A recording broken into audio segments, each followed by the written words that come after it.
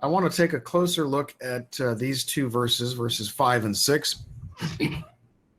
And I'll read the New American Standard, and then I'll read my own translation of it that is not that much different, but highlights a few things.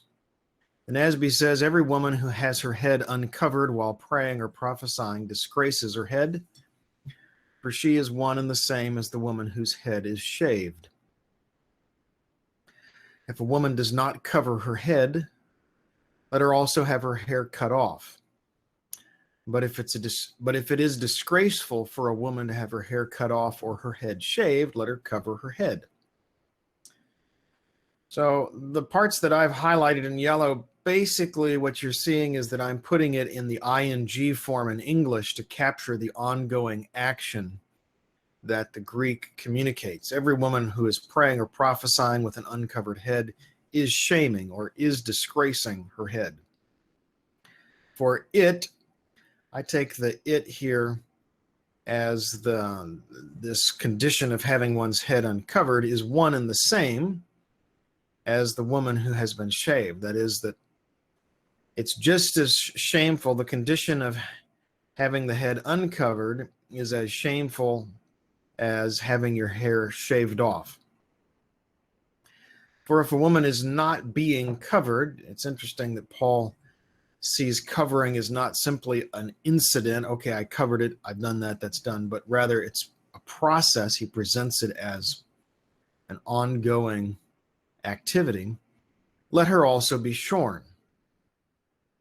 But if it is a shame to a woman to be shorn or shaven, let her be being covered. So one of the things that strikes me as I look at these two verses is, and I said this, I think, in the last video, but let's come back to it again, is that we have two words, covered and uncovered, that have historically been interpreted in four different ways. First way is covered means that a woman's wearing some kind of a head covering that covers, in the ancient world, it would have covered all of her head as well as being able to cover her face, versus uncovered where you don't have a head covering on. So that's view one. We'll call that the Vail View. View two is that it's a woman's hair, specifically covered means it's uncut, uncovered means it's cut. View three is the combination of those two views, that covered is both uncut hair and a veil, and this seems to be what Chrysostom, the bishop from the 300s, one of the most famous church fathers, seems to have been his view that it was both a material covering and the hair. Uncovered would then be without the veil and with cut hair. And the fourth view is that covered means long hair, uncovered means short hair, and then you have to figure out what's long and what's short. So in order to think about those two views, I asked myself, well, what's the nature of the relationship between covered and uncovered? And these two words have what I called in the lecture a polar opposite relationship. That is, they're mutually exclusive. Just like if it's off, it's not on. And if it's on, it's not off. If it's black, it's not white. If it's white, it's not black. Or if something's positive, a positive charge, it's not negative. These are polar opposites. And because they're polar opposites, that makes the long versus short view unlikely, because long and short aren't polar opposites. What's long in one context may be short in another context. And what's short in one context may be long in another context. And I think I illustrated that just a minute ago by saying that John Wesley thought my hair was unreasonably short. He actually talked about the Greeks and Romans' haircuts as being unusually short, and he thought his was not long. So the first main point here is that when we look at these two words, they're opposites, and the nature of the opposites, they're polar opposites. Then Paul goes on to say, if a woman is not covered, that is, if she's uncovered, then she might as well cut her hair off. Okay, so shaven would be to cut it all off. And then he says, but if it's a shame for a woman to be shaven or shorn, and shorn means cut short, exactly how short depends on the context. And it can be relatively long or relatively short. So if it's a shame for a woman to have her hair shaven or shorn, then what she needs to do is be covered. Now, let me just pause here a minute. Before I talk about the degrees relationship here, let me just come back to the class and ask any questions about what I've said about covered and uncovered as polar opposites as opposed to graded opposites. Hot, cold, long, short. Questions about that?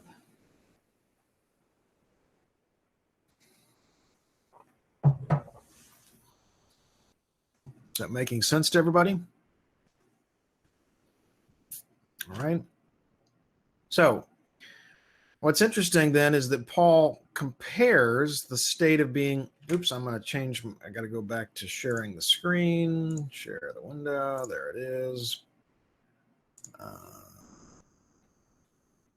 Slideshow, that one. Okay. He compares being uncovered to shorn and shaven in terms of they're being shameful. So shame is what unites all three of these categories. And that's going to be distinguished from covered, which is not shameful, it's a glory. Now let's talk just for a moment about cut off and cut short. These are degrees of the condition of being cut.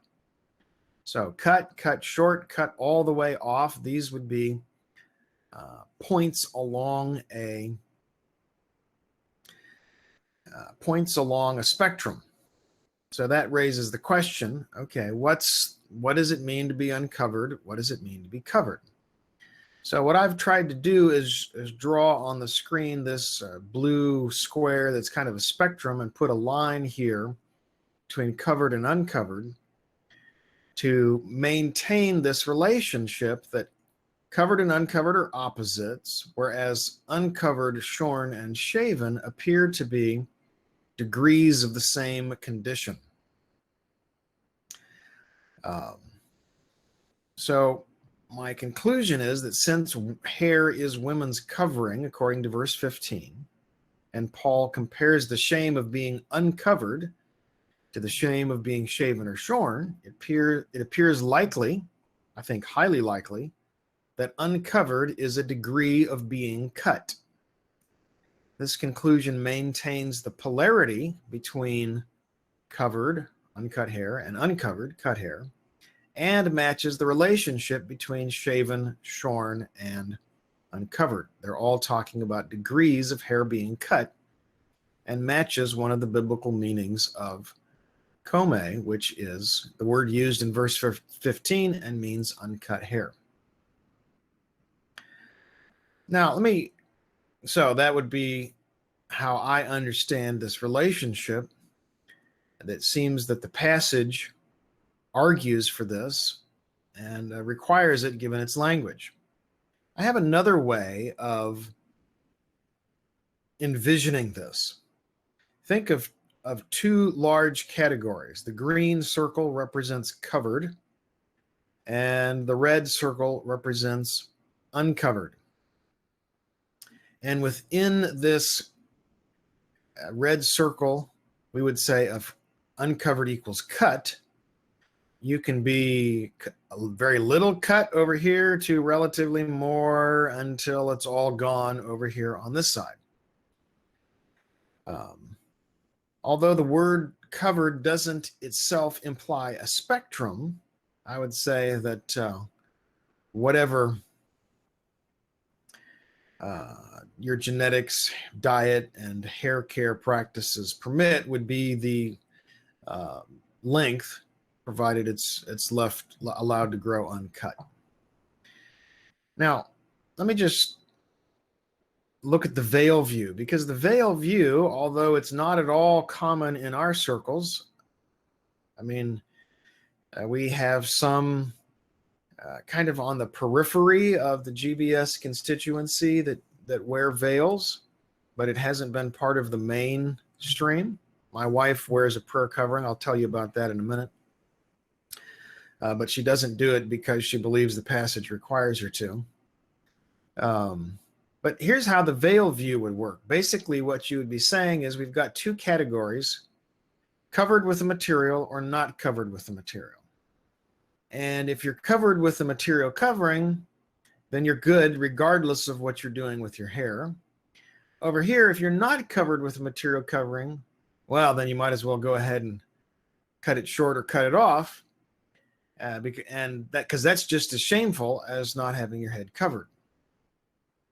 So what I see as problematic logically with this view is that we have two different things being compared: a material covering, which has no natural basis. It's something you have to supply, and there's no description or no clear direction about what that would even look like, either in the Old Testament or the New Testament.